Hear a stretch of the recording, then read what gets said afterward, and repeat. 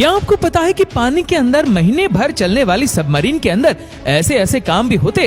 दोस्तों, आखिर सबमरीन पानी के अंदर काम कैसे करती है? और क्या आप जानते सबमरीन को पानी के अंदर कंट्रोल कैसे किया जाता है? और कैसे एक सबमरीन को फैक्ट्री में बनाया जाता है?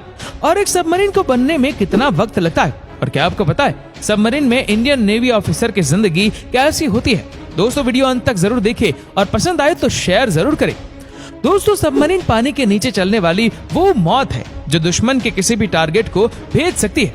जमीन पर हमले से लेकर दुश्मन की जासूसी तक कर सकती है। लेकिन क्या दोस्तों, आपने कभी सोचा है कि किसी कैप्सूल की तरह दिखने वाली ये मशीन जो पूरी तरह से सील टाइट पैक्ड होती है, हजारों टन के हथियारों का भार कैसे उठाती है? या फिर ये समुद्र को चीर कर ये उसकी गहराइयों तक पहुंच जाती है? तो अगर आप नहीं जानते तो आज के हमारे इस वीडियो को पूरा जरूर देखेगा, क्योंकि इसे देखने के बाद आप सबमरीन काम कैसे करती है ये तो समझ ही जाएंगे। साथ ही आप ये भी जान जाएंगे कि सबमरीन के अंदर लिमिटेड जगह, पानी, खाना और ऑक्सीजन के सहारे इन्हें जीने वाले सैनिकों की लाइफ कितनी टफ और चैलेंजिंग है। तो दोस्तों, सबसे पहले तो आपको बता दूं कि सबमरीन एक तरह की शिप है जो पानी के ऊपर और पानी के अंदर दोनों ही जगह बखूबी काम कर सकती है। सबमरीन को बनाया ही इसलिए गया था ताकि ये किसी भी मिशन में अच्छे से टारगेट पर हमला कर सके। इस पर कई तरह के वेपन लगे होते, जैसे टॉर्पीडो मिसाइल या फिर माइन, जिनसे दुश्मन पर अटैक किया जा सकता है। बात करें हम अपनी इंडियन नेवी की, तो हमारे पास दो तरह की सबमरीन है। पहली एक कन्वेंशनल सबमरीन और दूसरी है न्यूक्लियर सबमरीन।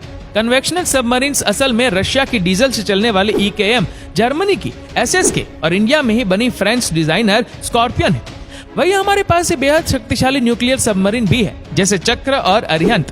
कन्वेंशनल और न्यूक्लियर टाइप्स सबमरीन्स में सबसे बड़ा फर्क ये होता है कि ये मॉडर्न न्यूक्लियर सबमरीन्स बिजली के लिए डीजल का नहीं बल्कि न्यूक्लियर रिएक्टर का इस्तेमाल करती है, जिसका फायदा ये है कि ऐसी सबमरीन से कई महीनों तक समुद्र के अंदर ही रह सकती है। जबकि दूसरी तरफ कन्वेंशनल टाइप सबमरीन्स बिजली के लिए डीजल बैटरी का इस्तेमाल करती है और इन्हें बैटरी इसको रिचार्ज करने के लिए पानी के सरफेस पर शिप को आना ही पड़ता है। ऐसे में दुश्मन देश के सबमरीन सर्च एयरक्राफ्ट या फिर वॉरशिप इन्हें आसानी से देख सकते हैं। अब दोस्तों, सबमरीन की मूवमेंट या फिर आवाजें किसी तक ना पहुंचे, इसके लिए सबमरीन के इंजन कई शॉक जोर से लगाए जाते हैं। वहीं अपने टारगेट को ट्रैक करने के लिए सबमरीन एक्टिव और पैसिव सोनार का इस्तेमाल भी करती है।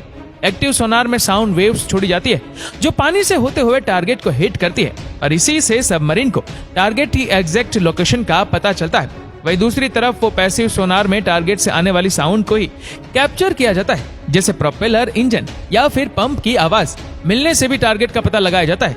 वैसे दोस्तों, ये सबमरीन्स बाहर से देखने में जितनी भी बड़ी या फिर विशालकाय दिखे, लेकिन इसके अंदर सैनिकों को उतना ही कम स्पेस मिलता है। जैसे आप इस सबमरीन के अंदर जाएंगे तो आपको हर तरफ ये बड़े बड़े पाइप्स, बटन्स, डायल्स या फिर पिंजरे नजर आएंगे, जिनका अपना अलग अलग काम है।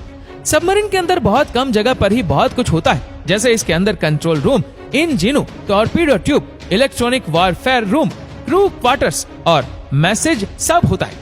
लेकिन दोस्तों, हर तरफ कोई ना कोई मशीन या फिर मशीनरी पार्ट से दिखी जाते हैं, जिसकी वजह से इन्हें सबमरीन्स को चलने के लिए भी काफी कम स्पेस ही मिल पाता है। और अगर किसी सबमरीन की हाइट से 6 फीट से ज्यादा हो तो उसे तो झुक कर ही एक जगह से दूसरी जगह जाना पड़ता है। दोस्तों, आपको यहाँ ये भी बता दूं कि कंट्रोल रूम सबमरीन का सबसे मेन और इम्पोर्टेंट हिस्सा होता है। यहीं से पूरी सबमरीन को कंट्रोल किया जाता है। सबमरीन को डाइवर्ट कराने से पहले एयर और वाटर दोनों ही तरह के प्रेशर को चेक किया जाता है और इसके बाद ही इसके अंदर वैक्यूम क्रिएट किया जाता है।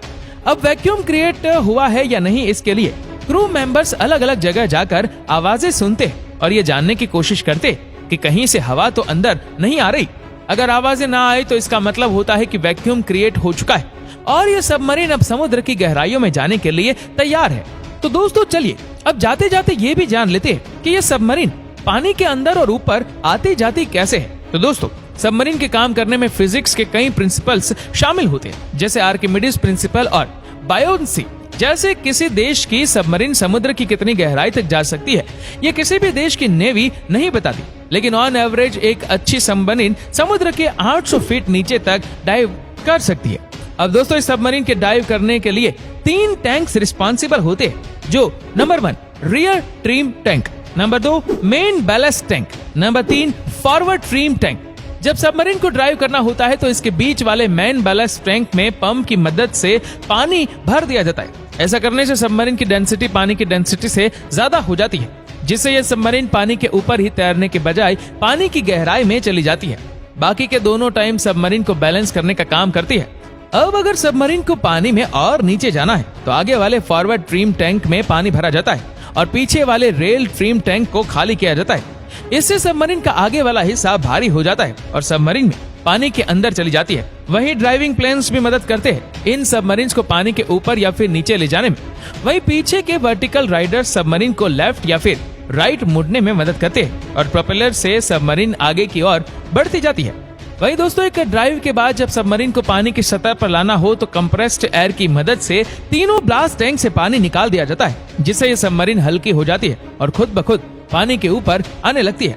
अब दोस्तों ये सब जानने के बाद एक सवाल आपके मन में भी उठ रहा होगा कि अगर गलती से भी कभी ये सबमरीन में डूबने लगी तो उस सिचुएशन में क्या किया जाता होगा। तो दोस्तों वैसे तो इसके चांसेस बहुत ही कम होते, लेकिन अगर फिर भी ऐसा हो तो सबमरीन्स एक खास तरह का सूट पहनते हैं जिसमें ऑक्सीजन टैंक्स अटैच रहते हैं। ऐसे में अगर सबमरीन्स डूबने लगे तो टॉर्पीडो ट्यूब जो सबमरीन के ऊपर वाली तरफ होती है उसे सबमरीन्स इससे बाहर निकल के अपनी जानें बचा सकते हैं। तो दोस्तों अब मैं उम्मीद करता हूँ कि ये सबमरीन एक काम कैसे करती है या आप समझ गए होंगे।